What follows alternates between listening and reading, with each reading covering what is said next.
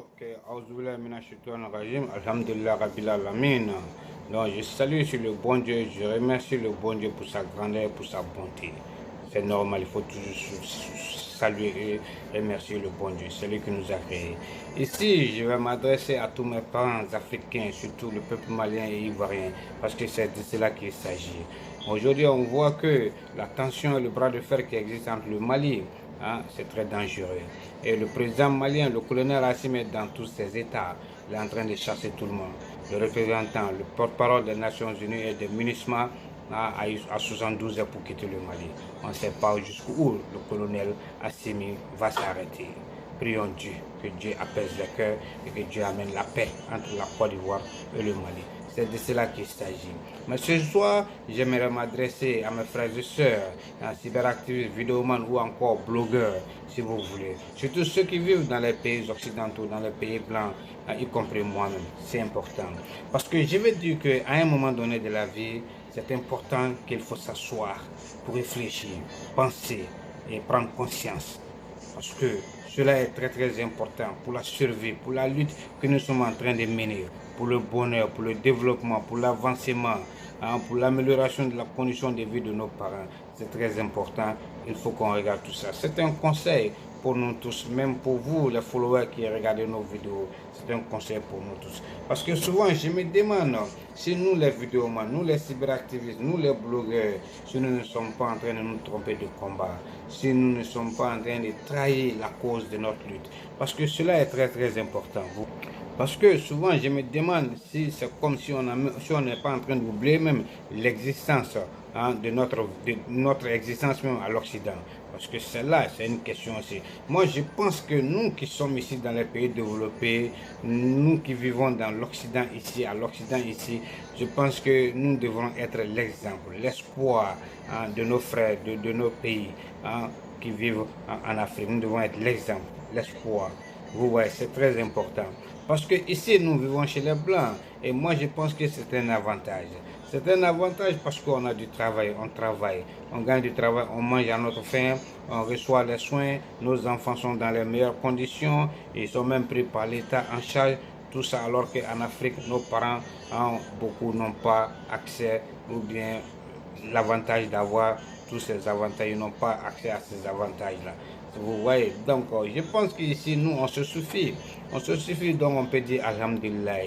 Et on arrive même souvent à envoyer de l'argent à nos parents, à nos frères, à nos amis. Et même à nos followers ici, parce que les followers nous demandent beaucoup. Donc, mais souvent, quand ils disent tu n'as pas, ils se fâchent. Alors qu'il y a 5, 10 personnes qui peuvent te demander le même service. Vous voyez. Mais on peut dire toujours Dieu merci. On arrive à aider d'autres comme on peut. Dieu merci à tout cela. Donc, je pense ici aujourd'hui que si on voit beaucoup d'entre nous comme vidéoman, c'est comme on a oublié pourquoi nous sommes venus à l'aventure. Mais pourquoi beaucoup sont venus à l'aventure? Chacun a ses raisons.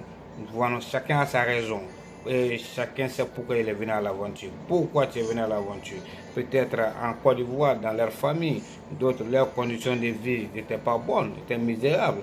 Donc, ça les a poussés à venir à l'aventure. Vous voyez, d'autres aussi ont subi de l'injustice au niveau de leur famille, comme au niveau du gouvernement de leurs pays respectifs. Tout ça, c'est des exemples. Et lorsqu'on est chez les Blancs aussi, on voit comment les Blancs sont en train de s'occuper de leur population. Le gouvernement des Blancs de ces pays développés s'occupe de leur population.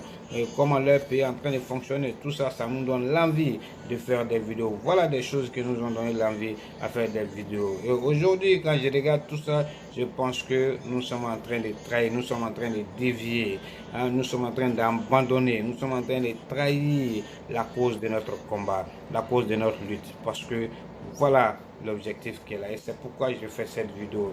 Et aujourd'hui, je pense que notre lutte n'est plus une lutte d'intérêt national. C'est comme maintenant, c'est une lutte d'intérêt personnel. Les gens cherchent à savoir, à être connus. Les gens cherchent à avoir des places. Il y a des gens qui cherchent à avoir de l'argent, tout ça. Ou encore la haine, attirer la haine, la jalousie, etc. Comme vous voyez, les souristes. Puisque Soura a été frapponné par Dieu et les souristes pensent que c'est la faute du président Ouattara. Aujourd'hui, ils ont la haine, et ils sont jaloux, ils veulent tout faire pour détruire leur pays. Et cela est très dangereux. Donc quand je regarde tout ça aujourd'hui, je pense que nous avons failli à notre mission. Donc si nous avons failli à notre mission, c'est comme c'est une honte. C'est une honte, vous voyez. Donc il faut changer à tout cela. Mais je pense que nous sommes devenus, nous les vidéomans, cyberactivistes, blogueurs, nous sommes devenus un problème, un sac à problème. Parce que nous sommes la cause des tensions, des tueries, des conflits, des soulèvements populaires, etc. sur les réseaux sociaux.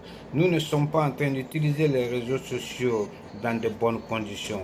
Pourquoi nous utilisons l'Internet aujourd'hui mal? Très mal, on exploite ça très mal et c'est très dangereux. Parce que nous, en tant que vidéomans cyberactifs, nous devrions être l'espoir de notre pays. Parce qu'on a les moyens, la possibilité aujourd'hui de mener une lutte digne sans arrière-pensée. Parce que nous sommes allés, on se suffit ici à nous-mêmes. C'est le système imposé par les Blancs. Retraite, pension, sociale sécurité, hein, l'hôpital, tout ça là, ça est pris en charge, ça est là. Donc vous voyez, donc on peut dire Dieu merci, cela est important. Mais il faut toujours être honnête. On a tous les moyens d'aider aujourd'hui à notre pays sans arrière-pensée, sans intérêt personnel.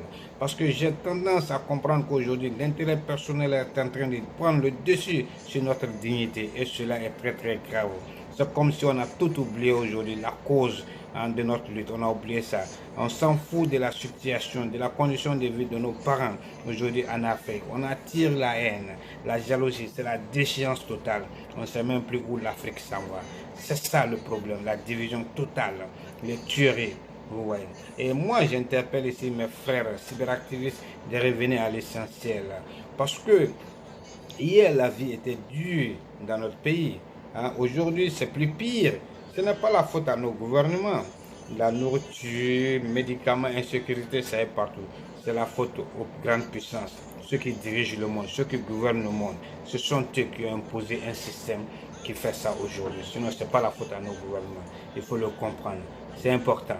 Donc, je pense que nous, on doit changer notre manière de faire notre lutte parce que cela ne correspond pas avec notre culture, avec l'avancement, avec notre pays et la culture de notre pays. Ça n'avance pas, ça ne correspond pas. Mais il faut changer notre manière de faire notre lutte. Cela est très très important. Je pense aujourd'hui que nous, en tant que diaspora, on a un rôle très important à jouer. On doit avancer, on doit contribuer à l'avancement, au développement, à la paix, à l'union, tout ça. Pour notre pays aujourd'hui, c'est très important. Parce que nous, on peut contribuer à tout ça sans arrière-pensée, sans penser à notre poche, à notre intérêt personnel. Et cela est très très important. Parce que la trahison, trahir ton pays, vendre ta dignité au profit de quelque chose, de l'argent, je pense que ce n'est pas important. Cela va t'apporter quoi? Cela va t'amener où? Tu vis ici chez les Blancs, tu gagnes déjà ta vie. Pourquoi détruire ton pays au détriment de quelques sous? Vous voyez, c'est très grave. Moi, je pense que cela est de l'égoïsme, de la méchanceté, de la naïveté, du gourmandise. C'est ça, cet argent-là, ça ne va pas t'accompagner dans ta tombe. Prenez le cas d'Ambak, il avait tout. Quand il est décédé, il n'est pas parti avec l'argent. Ce sont ses enfants qui sont en train de gérer ça. S'ils ne sont pas de bons gestionnaires, ils vont bousiller ça en quelques secondes. Vous voyez. Mais qu'est-ce qui te prouve que cet argent va te servir, va servir quelque chose à tes enfants? Voilà. Donc il faut songer à tout ça. L'être humain n'est rien, nous sommes que de la poussière. Donc le péché n'est pas bon parce que tu es en train de faire souffrir les gens. Tu es en train de faire tuer les gens avec tes vidéos, ce n'est pas bon. Donc ça c'est un péché. Et quand Dieu va te frapponner, c'est pour dire que les gens m'ont lancé des choses, du fétichisme. J'ai dit non, Dieu n'aime pas le péché. Dieu n'aime pas le mauvais. Donc God doesn't like ugly. Ici, moi, je pense que quand on regarde tout ça, même à ce 21e siècle, aujourd'hui en Afrique, vous voyez, les femmes enceintes sont en train de mourir même pendant l'accouchement. Voilà, tout ça en ce 21e siècle. Alors que chez les Blancs, cela est très très rare. Même si ça est là, c'est rare, vous voyez. Donc, il faut penser à nos pays, il faut penser à la vie des êtres humains. Il faut penser à tout ça, parce que les attentats terroristes, etc. Nous voyons nos soldats qui ont été tués à la frontière Côte d'Ivoire, Burkina, même au Mali, les terroristes, vous voyez, ces soldats-là, ce sont des pères de famille, ce sont des mères de famille, ce sont des enfants d'autrui. Donc il faut voir tout ça, il faut arrêter de lancer des messages de haine, de violence, c'est pas bon. Donc nous devons être honnêtes, nous les vidéomans, sincères. Et comme ça, arrêtons d'attirer la haine, la violence, les soulèvements populaires. Soyons des arbitres de paix et véhiculons de bons messages de conseil, de développement, d'avancement. C'est ce qui est bon pour qu'on puisse aller en avant. Et aujourd'hui, on ne sait même pas entre les vidéomans et même les followers, ceux qui regardent nos vidéos, qui mettent les commentaires, qui apportent la paix, qui aggravent la situation. Vous voyez, il faut qu'on mette un peu de l'eau dans nos Niamakoudji. Voilà, pour apaiser la tension entre le Mali et la Côte d'Ivoire. C'est les deux pays frères. Il faut apaiser la tension, c'est important. Évitons la guerre, évitons le conflit.